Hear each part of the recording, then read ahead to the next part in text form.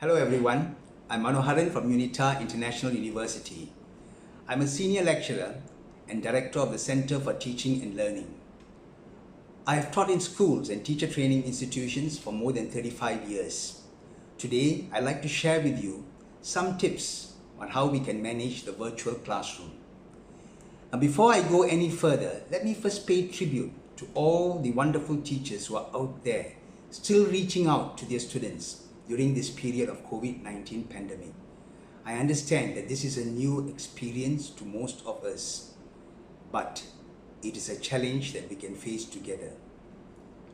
I hope my students whom I've taught and who are practicing teachers or even parents could share your views on this topic. Teaching beyond borders, concerns for online delivery. Ladies and gentlemen, if you have any questions or queries, please post them in the chat box and I will attend to it at the end of the discussion. Teachers have taken many challenges in life and they are the most powerful agents of change. We have with us our greatest ally, and that is experience.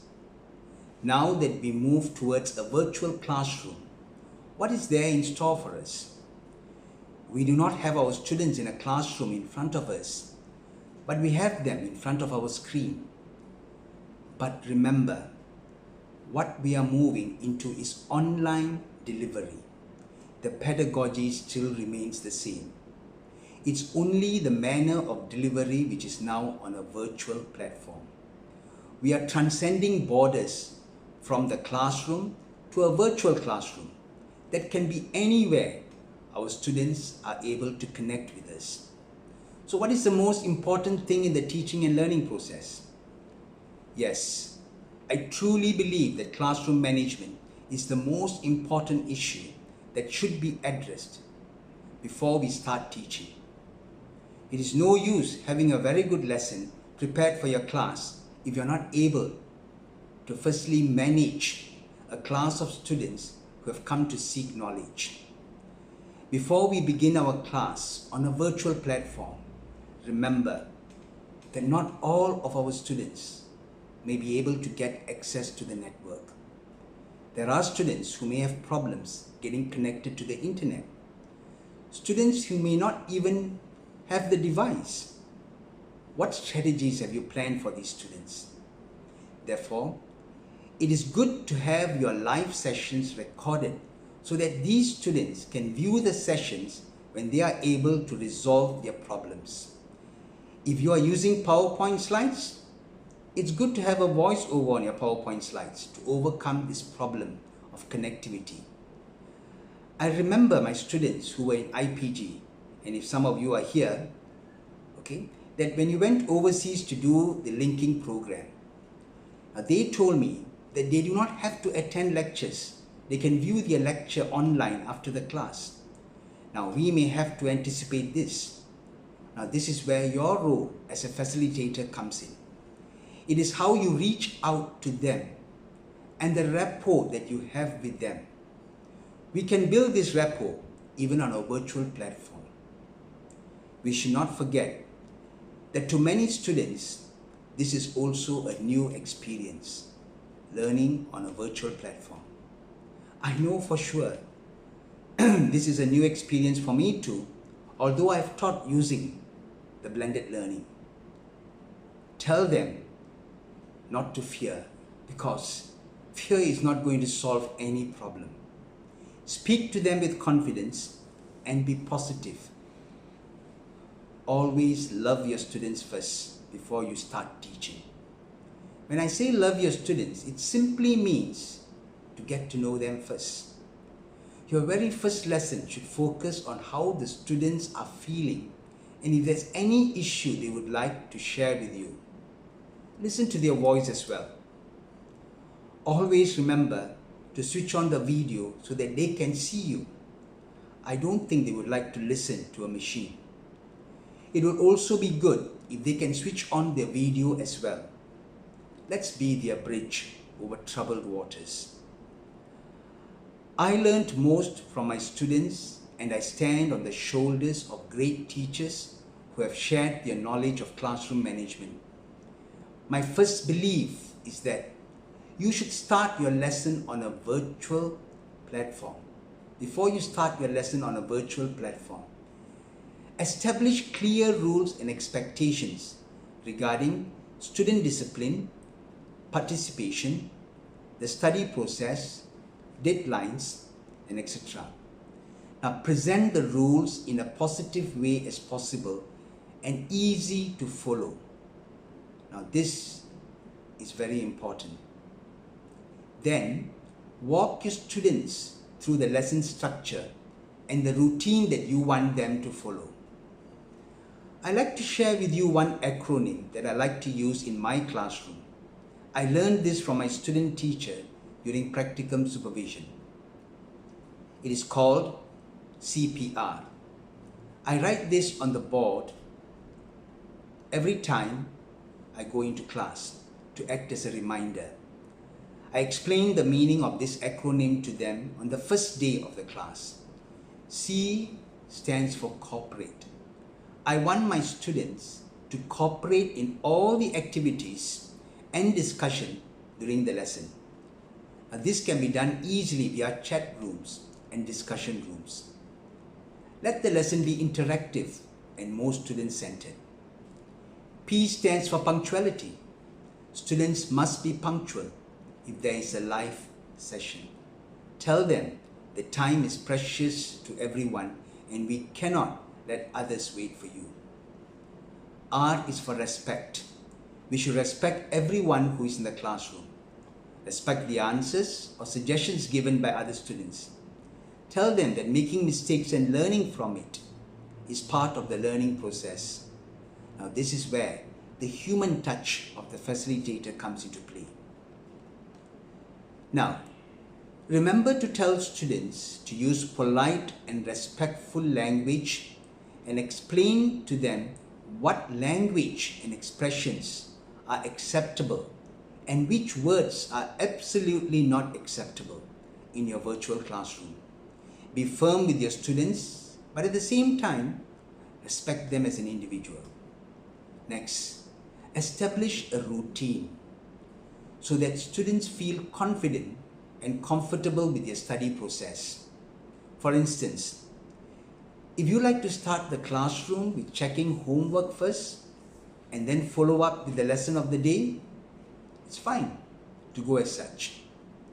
It's good to have a routine at the beginning and the end of the lesson, so students will also be able to understand the structure of the lesson. I really believe that students must be allowed to ask and answer questions along the way. Now, if it is a synchronous or live session, good.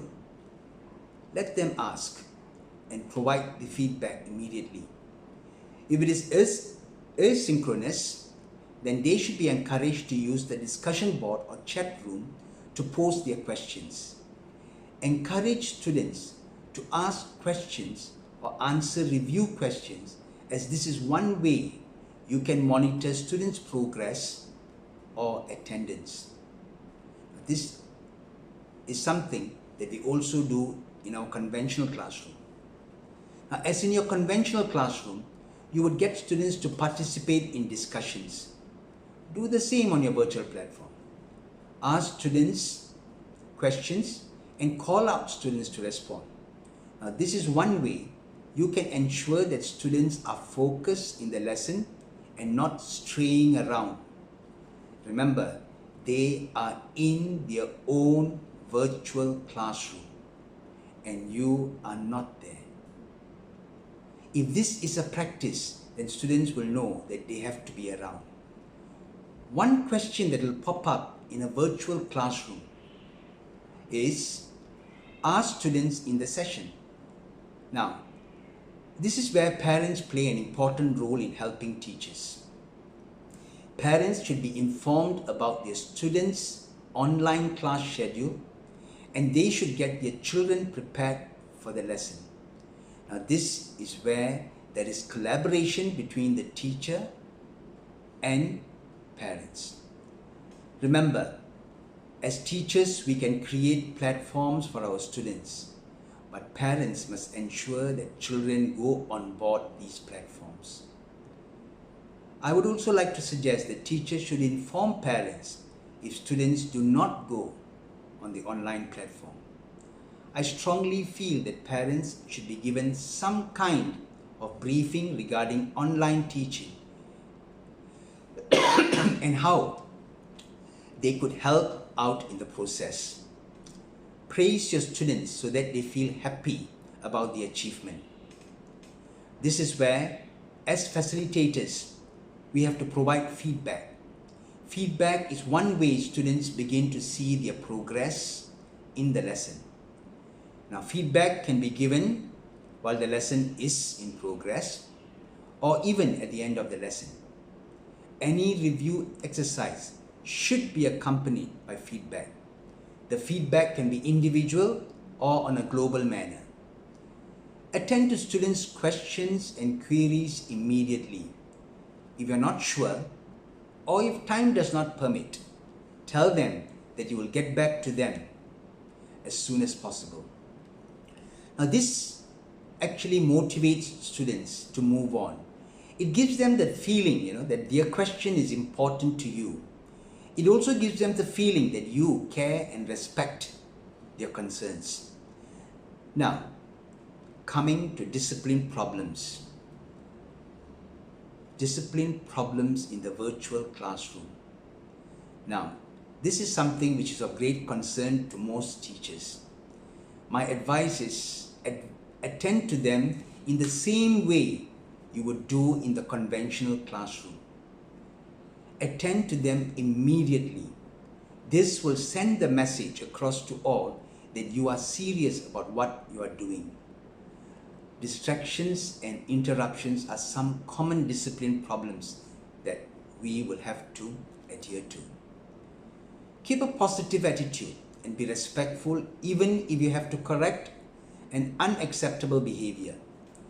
It is recommended to talk to each student who breaks the rules privately after class to encourage them to improve their behavior and to figure out the causes of their actions. Finally, remember to stay cool and confident. Do not allow stress to take over you. Prepare your lessons ahead and make sure you have activities that allow students to engage themselves with a purpose. Remember to bring the real world into the classroom when you are planning activities. Ask questions that allow them to provide a personal response. Bring in variety and make it a fun and meaningful experience to them. Remember, teacher presence is not only important in the conventional classroom, it is also important in the virtual classroom. Now, this is your greatest challenge.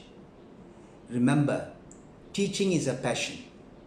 Let that passion flow from you into your students. We teachers touch the future that will become the pillars of our nation.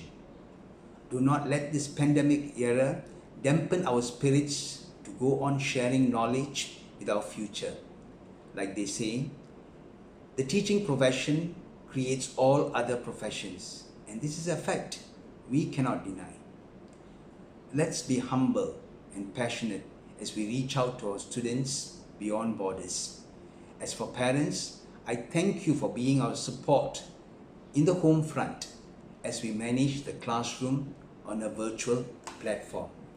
Ladies and gentlemen, if you have any questions, please post it on the chat room now, and I will definitely respond to you. Thank you and stay safe.